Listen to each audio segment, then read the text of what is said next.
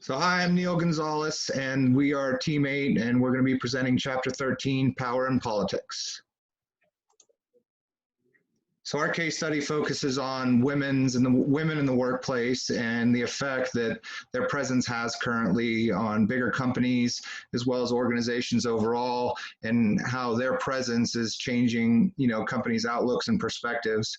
It's notable to say that companies are having a hard time integrating women into their upper echelon of management, now only representing 1 of 5 top company executives throughout the world. So there's definitely a lot of ways to go in getting equality across the board as it resides on a gender basis. So this video, if you have a chance to take a look at it, is from a top female executive, and she shares her story of her climb to the top and the different things that she faced, particularly from being a female in the workplace. So I'm Zach Mollick, and this is our poll. So the poll is made up of questions from both the PowerPoint and the chapter in general. It's 15 total questions, and it's more of a competition of who can get the most right. Hi, I'm Ashley McClintock, and I'm talking about power.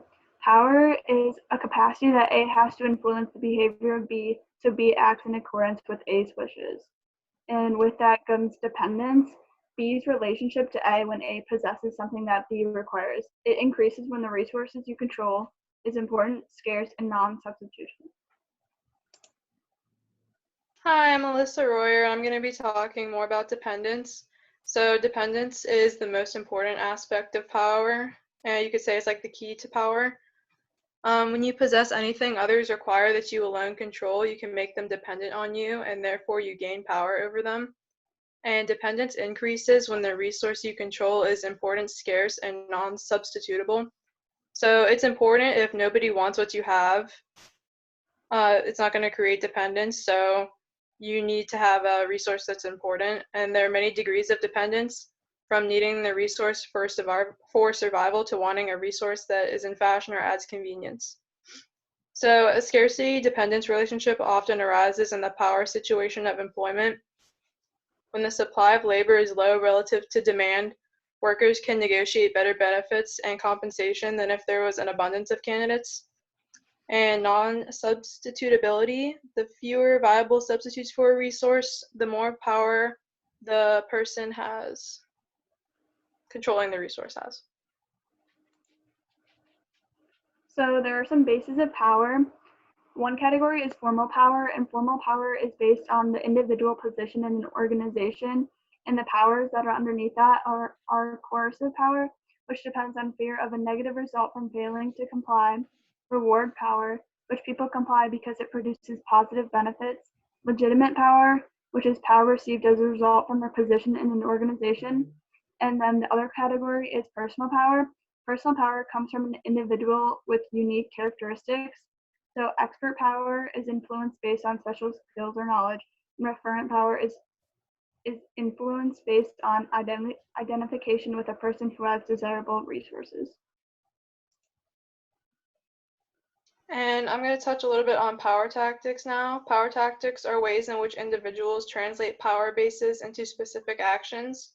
And some examples of these are legitimacy, which is relying on your authority position or saying a request accords with organizational policies or rules.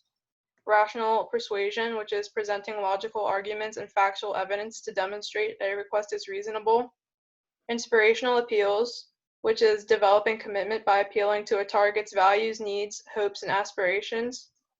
Pressure, which is using warnings, repeated demands, and threats. And ingratiation, which is using flattery, praise, or friendly behavior prior to making a request. So a question I have for you is, which power tactic do you think would be most effective and why? For me, I think that rational persuasion would be effective because, at least for me, looking at like logic and evidence really helps me make a choice. So I think that that one would be pretty effective.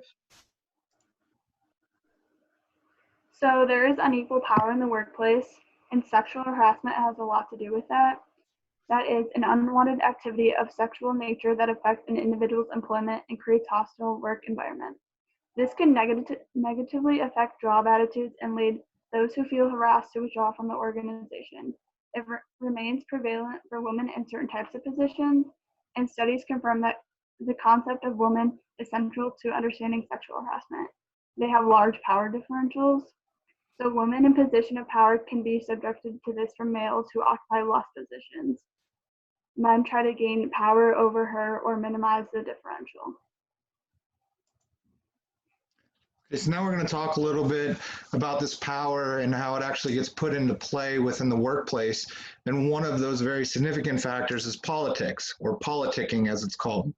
When you have organizational politics, we're focusing on the use of power that is used to affect decision-making within that organization, sometimes for self-serving and organizationally unsanctioned behaviors. These activities include, but aren't limited to, withholding key information from decision makers, joining a coalition, whistleblowing, spreading rumors, leaking confidential information to the media, exchanging favors with others for mutual benefit, or lobbying on behalf or against a particular individual or decision alternative. People always are arguing for or against something, but when you do it specifically because, you have a better gain in influencing that decision, that's where it starts to become devious and is definitely a negative impact. Some studies, actually most studies, identify that politics is one of the most significant factors in progression and gaining position within an organization. Although being creative and having that go-getter attitude helps, ultimately, if you don't understand politics and how they work within your organization, you're going to have a tough climb to the top. So a little bit about the reality of politics is one of the big realities is that it's necessary. It's a necessary evil and it's a necessary good in most cases.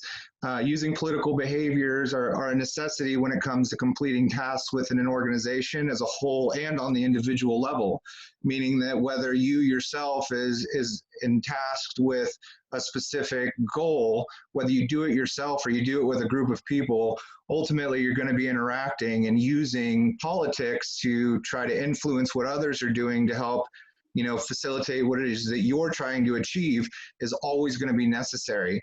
Another factor is that there's limited resources, and regardless of your organization, not everybody is doing the same thing with the same resources. So being able to disperse an organization's resources has to do a lot with politics and how the leader of one small work group may interact with other leaders to convince them that their idea is more important, or maybe using personal favor to ensure that their particular groups gets the resources they need over somebody else's.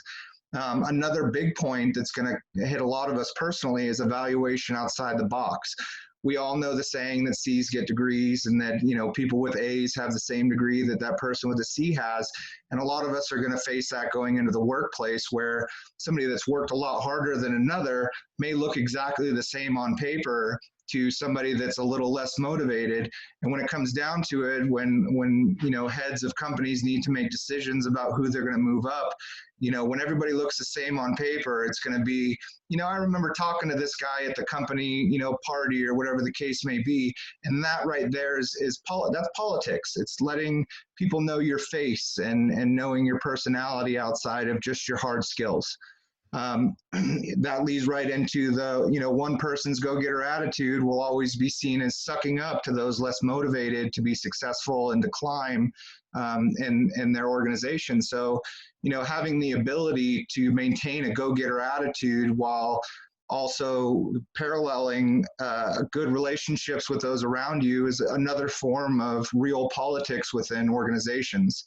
Another thing to remember is it doesn't have to be there, and ideally you'd have organizations that don't rely on politics for progression of somebody's career, but ultimately it really does, because politics is just as much the value of your ability to work with a group or to be a leader or to be that manager that people respect and will listen to, which allows you to become more productive in your career. So some discussion questions that we have.